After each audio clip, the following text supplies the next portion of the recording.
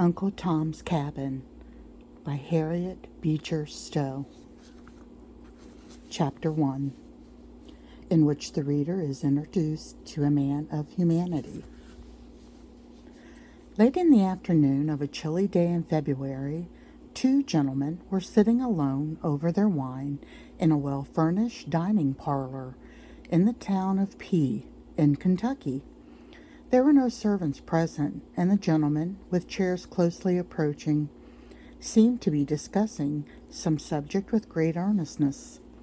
For convenience sake, we have said, hitherto, two gentlemen.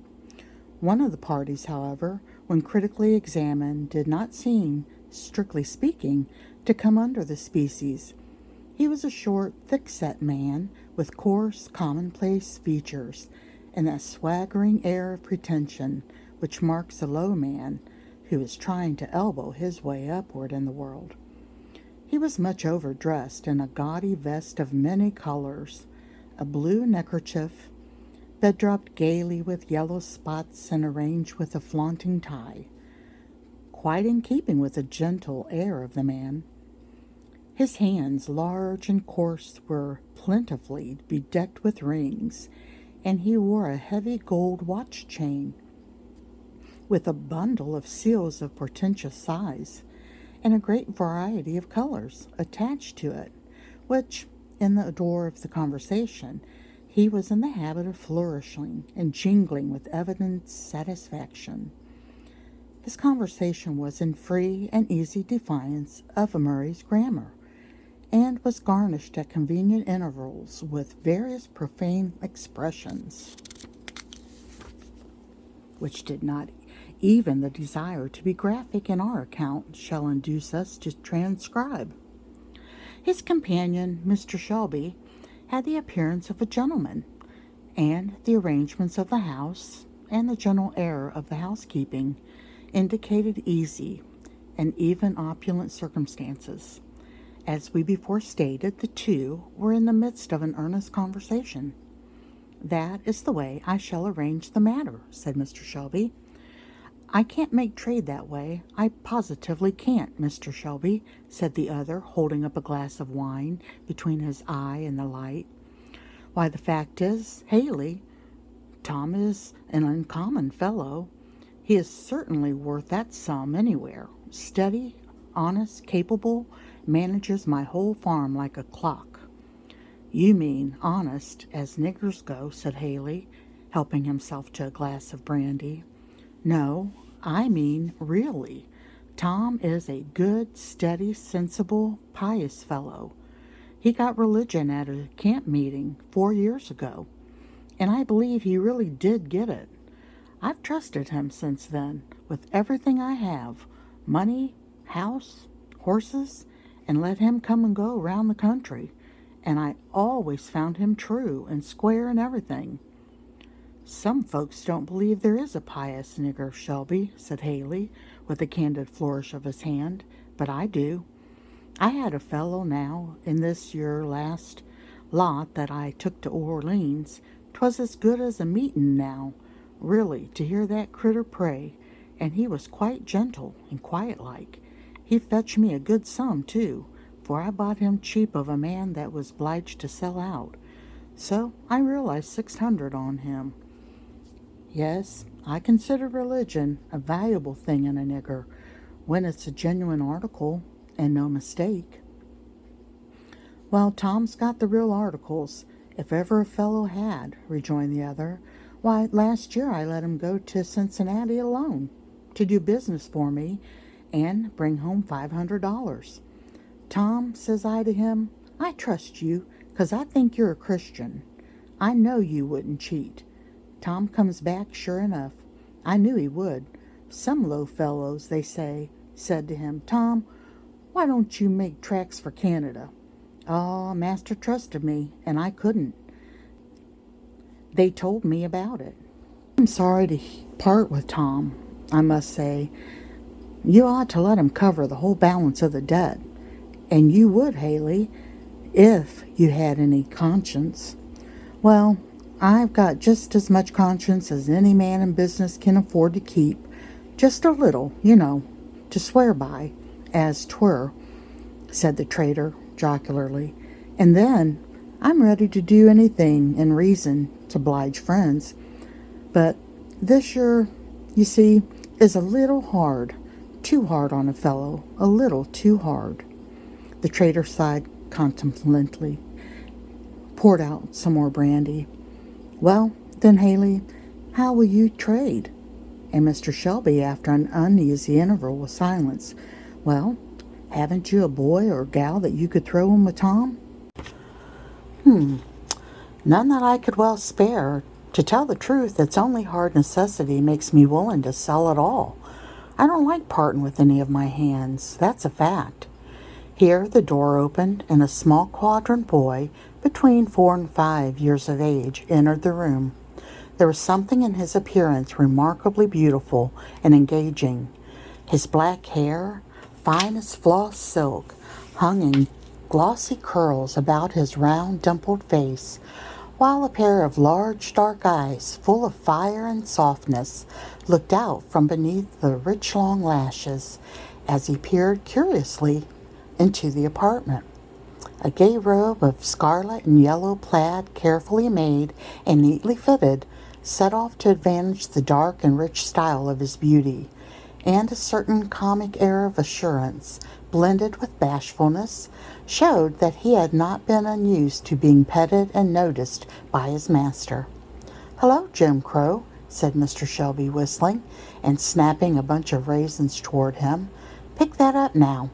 The child scampered with all of his little strength after the prize while his master laughed. "Come here, Jim Crow," he said. The child came up, and the master patted the curly head and chucked him under the chin. "Now, Jim, show this gentleman how you can dance and sing." The boy commenced one of those wild, grotesque songs common among the negroes, in a rich, clear voice, accompanying his singing with many comic evolutions of the hands, feet, and the whole body, all in a perfect time to the music. "Bravo!" said Haley, throwing him a quarter of an orange. "Now, Jim, walk like old Cudjoe when he has the rheumatism," said the master. Instantly the flexible limbs of the child assumed the appearance of the deformity and distortion, as, with his back humped up and his master's stick in his hand, he hobbled about the room, his childish face drawn into a doleful pucker, and spitting from right to left in imitation of an old man.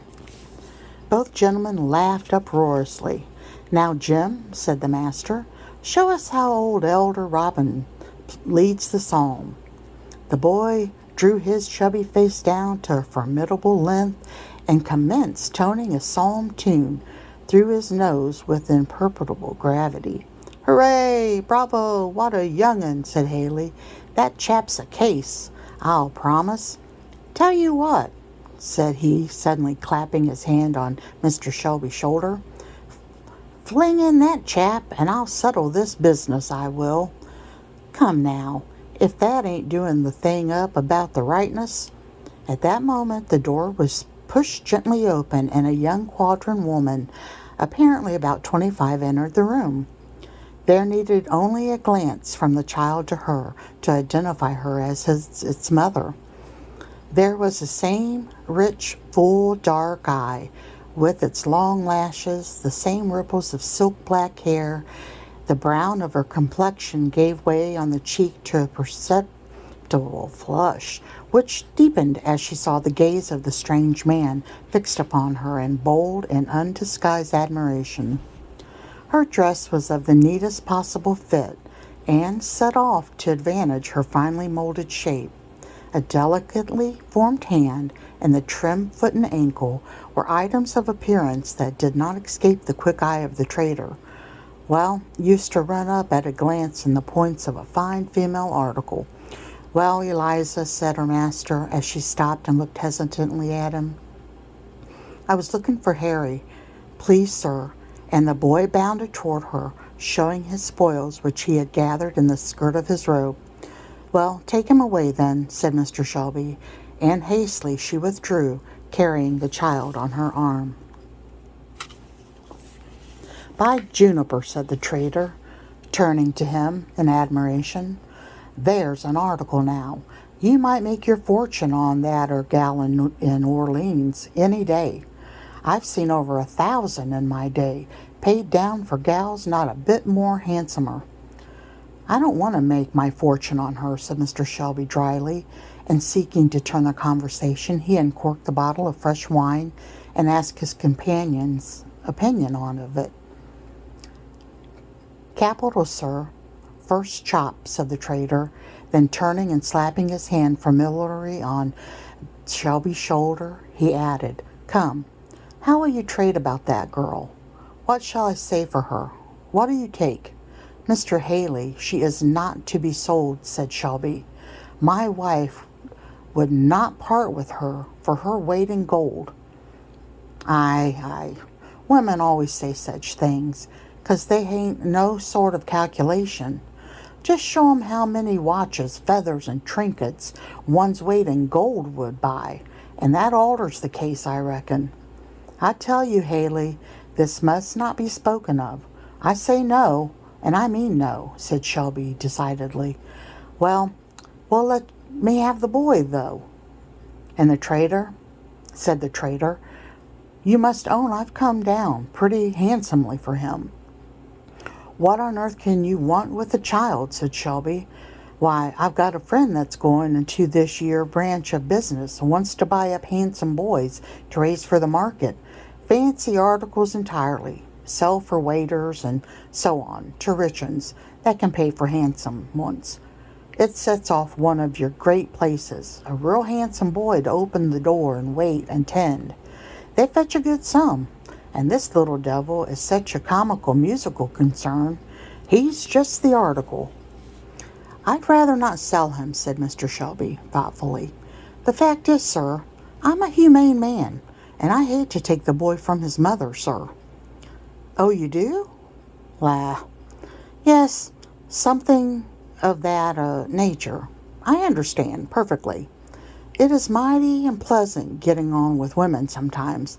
I always hates that they're screaming and screeching times. They are mighty unpleasant. But as I manage business, I generally avoid 'em, sir.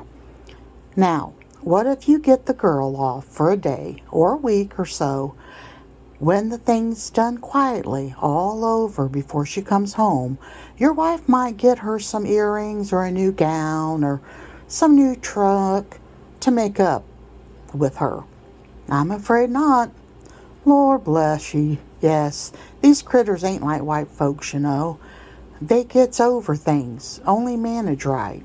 Now they say," said Haley, assumed a candid and confidential air, "this kind of trade is hardening to the feelings, but I never found it so. Fact is, I never could do things up the way some fellows manage the business. I've seen 'em as they would pull a woman's child out of her arms and set him up to sell, and she'd be screeching like mad all the way. Very bad policy. Damages the article. Makes 'em quite unfit for service sometimes.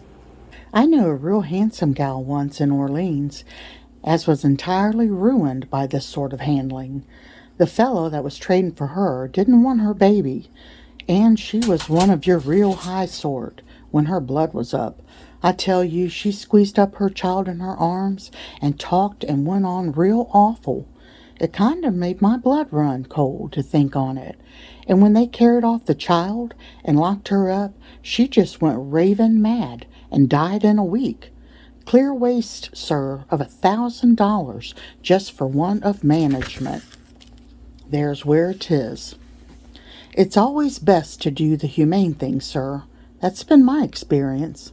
And the trader leaned back in his chair and folded his arm with an air of virtuous decision, apparently considering himself a second Wilberforce. The subject appeared to interest the gentleman deeply, for while Mr. Shelby was thoughtfully peeling an orange, Haley broke out afresh with becoming defendants, but as if actually driven by the force of truth to say a few words more. "It don't look well now for a feller to be praising himself, But I say it just wasn't. But I say it just because it's the truth. I believe I'm reckoned to bring in about the finest droves of niggers that is brought in, at least. At least I've been told so. If I have once, I reckon I have 100 times, all in good case, fat and likely. And I lose as few as any man in the business. And I lays it all to my management, sir, and humanity, sir, I may say, is the great pillar of my management. Mr. Shelby did not know what to say, and so he said, indeed. Now, I've been laughed at for my notions, sir, and I've been talked to. They ain't popular, and they ain't common, but I stick to them, sir. I've stuck to 'em, and realized well on them. Yes, sir, they have paid their passage, I may say, and the trader laughed at his joke. There was something so piquant and original in the elucidations of humanity that Mr. Shelby could not help laughing in company. Perhaps you laughed too, dear reader, but you know humanity comes out in the variety of strange forms nowadays, and there is no end to the odd things that humane people will say and do. Mr. Shelby's laugh encouraged the trader to proceed. It's strange now, but I never could beat this into people's heads. Now, there was Tom Loker, my old partner, down in Natchez. He was a clever fellow, Tom was. Only the very devil with niggers on principle 'twas, you see, for a better-hearted feller never broke bread. 'Twas his system, sir. I asked to talk to Tom. Why, Tom, I used to say, when your gal takes on and cry, what's the use of cracking 'em over their head and knocking 'em around? It's ridiculous, says I. And don't do it no sort of no good. Why, I don't see no harm in their crying, says I. It's nature, says I, and if nature can't blow off one way, it will another. Besides, Tom, says I, it just spoils your gals. You get sickly and down in the mouth, and sometimes they gets ugly, particularly yellow girls do, and the devil and all getting 'em broke in. Now, says I, why can't you kind of coax 'em up and speak 'em fair? Depend on it, Tom, a little humanity thrown in along goes a heap further than all your jawing and cracking, and it pays better, says I. Depend on it. But Tom couldn't get the hang of it, and he spilled so many from me that I had to break off with him, though he was a good-hearted fellow and as fair as business hand as in going. And do you find your ways of managing do business better than Tom's? Said Mr. Shelby. Why, yes, sir, I may say so. You see, when I anyways can, I take a little care of the unpleasant parts, like selling young'uns and that. Get the gals out of the way, out of sight, out of mind, you know, and when it's clean done and can't be helped, they naturally gets used to it. Ain't, you know, as if it was white folks that's brought up in the way of expecting to keep your children and wives and all that. Niggers, you know, that's fetched up properly, ain't no kind of expectations of no kind, so all these things come easier. I'm afraid mine are not properly brought up then, said Mr. Shelby. S'pose not. You Kentucky folks spoil your niggers. You mean well by 'em, but 'tain't no real kinder set after all. Now a nigger, you see, what's got to be hacked and tumbled around the world, sewed to Tom and Dick and the Lord knows who, 'tain't no kindness to be given on him notions and expectations and bringing on him up too well for the rough, and tumble comes all the harder on him arter. Now I venture to say your niggers would be quite chopfallen in a place where some of the plantation niggers would be singing and whooping like they's possessed. Every man, you know, Mr. Shelby, naturally thinks well of his own ways, and I think I treat niggers just as well as it's ever worth while to treat 'em. It's a happy thing to be satisfied, said Mr. Shelby with a slight shrug, and some perceptible feelings of a disagreeable nature. Well, said Haley, after they had both silently picked up their nuts for the season, what do you say? "I'll think the matter over, and I'll talk with my wife," said Mr. Shelby. "Meantime, Haley, if you want the matter carried on in the quiet way you speak of, you'd best not let your business in this neighborhood be known. It will get out among my boys, and it will not be particularly quiet business getting away any of my fellows. If you know it, I'll promise you." "Oh, certainly. By all means, Mum, of course. But I'll tell you, I'm a devil in a hurry.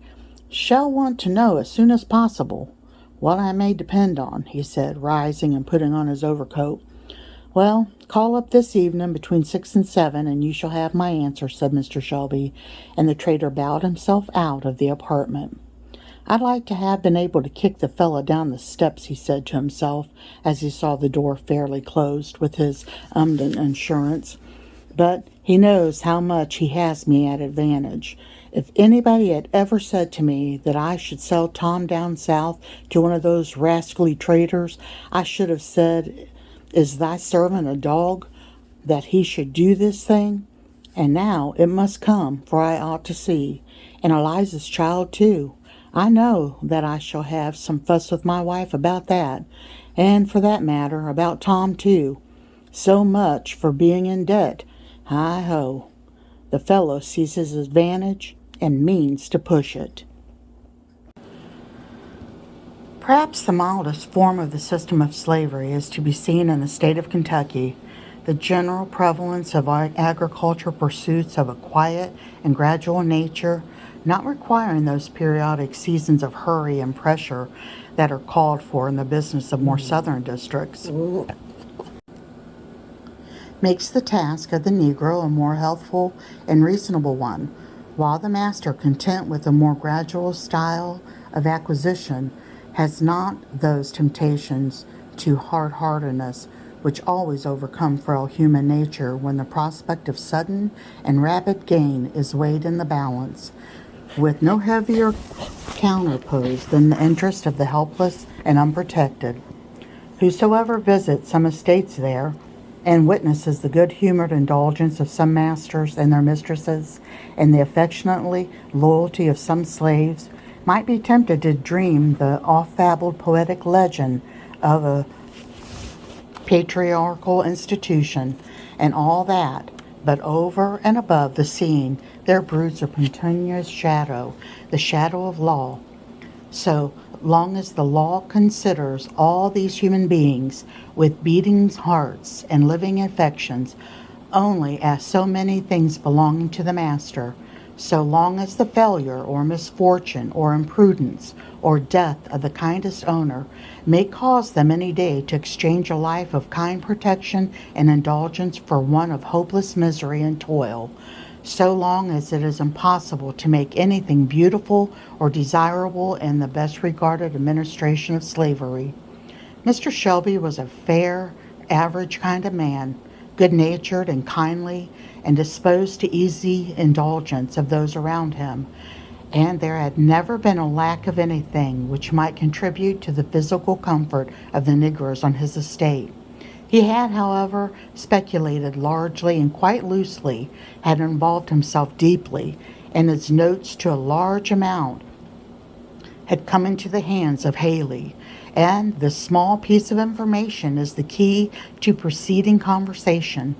Now it had so happened that, in approaching the door, Eliza had caught enough of the conversation to know that the trader was making offers to her master for somebody. She would gladly have stopped at the door to listen as she came out, but her mistress just then calling, she was obliged to hasten away. Still, she thought she heard the trader make an offer for her boy. Could she be mistaken? Her heart swelled and throbbed, and she involuntarily strained him so tight that his little fellow looked up into her face in astonishment. "Eliza, girl, what ails you today?" said her mistress. When Eliza was upset, the wash pitcher knocked down the workstand and finally was abstractedly offering her mistress a long nightgown in place of the silk dress she had ordered her to bring from the wardrobe. Eliza started. "Oh, missus," she said, raising her eyes, then, bursting into tears, she sat down in a chair and began sobbing. "Why, Eliza, child, what ails you?" said her mistress. "Oh, missus," said Eliza. "There's been a traitor talking with master in the parlor. I heard him." "Well, silly child, suppose there has." "Oh, missus, do you suppose master will sell my Harry?" And the poor creature threw herself into the chair and sobbed convulsively. "Sell him? No, you foolish girl. You know your master never deals with those southern traitors, and never means to sell any of his servants as long as they behave well. Why, you silly child, who do you think would want to buy your Harry? Do you think all the world were set on him as you are? You goosey! Come, cheer up and hook my dress. There now, put my back hair up in this pretty braid you learnt the other day, and don't go listening at doors any more." "Well, but, missus, you never give your consent to—" "Nonsense, child. To be sure I shouldn't. What do you talk so for? I would as soon have one of my own children sold. But really, Eliza, you are getting altogether too proud of that little fellow. A man can't put his nose into a door, but you think he must be coming to buy him." Reassured by her mistress's confident tone, Eliza proceeded nimbly and thoroughly with her toilet, laughing at her own fears as she proceeded. Mrs. Shelby was a woman of a high class, both intellectually and morally. To that nature, magnanimity and generosity of mind, which one often marks as characteristics of the women of Kentucky, she added high moral and religious sensibility and principle, carried out with great energy and ability into practical results. Her husband, who made no professions to any particularly religious character, nevertheless reverenced and respected the consistency of hers, and stood perhaps a little in awe of her opinion. Certain it was that he gave her unlimited scope in all her benevolent efforts for the comfort, instruction, and improvement of her servants, though he never took any decided part in that himself. In fact, if not actually a believer in the doctrine of the efficiency of the extra good works of saints, he really seemed somehow or other to fancy that his wife had pity and benevolence enough for two, to indulge a shadowy expectation of getting into heaven through her superabundance in qualities to which he made no particular pretension. The heaviest load on his mind, after his conversation with the trader, lay in the foreseen necessity of breaking to his wife the arrangements contemplated, meeting the inopportunities and opposition which he knew he should have reason to encounter. Mr. Shelby, being entirely ignorant of her husband's embarrassments, and knowing only the general kindness of his temper, had been quite sincere in the entire incredulity with which she had met Eliza's suspicions. In fact, she dismissed the matter from her mind without a second thought, and, being occupied in preparedness for an evening visit, it passed out of her thoughts entirely.